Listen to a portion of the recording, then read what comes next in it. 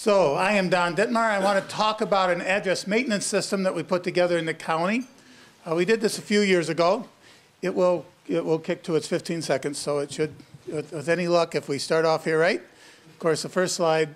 There we go. You want to know where we are? We're down in the corner. I'm just slightly west of the Brewers, a little south of the Packers. Go Packers! Go Packers!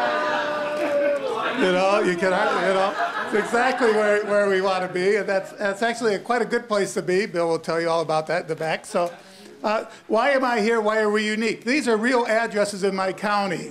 South 79, West 31370. I want you to notice this bottom one, N6 West 23001 Blue Mound Road. These are real addresses.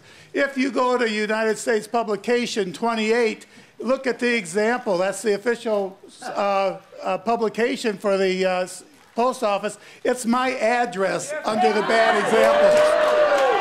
Under Esri locators. Esri created a locator just for me. Now, I'm not saying they did it just for me. However, this is Donald Avenue. Donald Dittmar. There is no Donald Avenue in that particular municipality. I have my own street. So in 2000, we began to do, we created our centerline file from air photography. In 2001, we hired a consultant to create our address file with an online maintenance system. In 2003, we thought, duh, maybe we should put the two of them together. Our motto, if we don't build it if we're not going to maintain it. So putting that file together, we needed to come up with a way to maintain it. That goes first in all of our planning. So we had to come up with a way to maintain it, and maintaining addresses is a problem since we don't assign them. So for every municipality, we created a web interface, different colors. There's no address in that parcel. There's a single address here. There's more than one in where there's green. If they want to add a street, they have to click on Add New Street, so it's a normalized database. Unique sign-on for each municipality with the normalized street names. Color-coded the parcels as they were entered. We gave them an apartment coding tool so that they didn't have to enter the address 100 times, and we made the address an attribute of that. The municipalities wanted to do it because we promised that we would give them a geocoding service, but it was only as good as their addresses, so we'll geocode your addresses, but for every mismatch, it's your problem, you have to give me the address.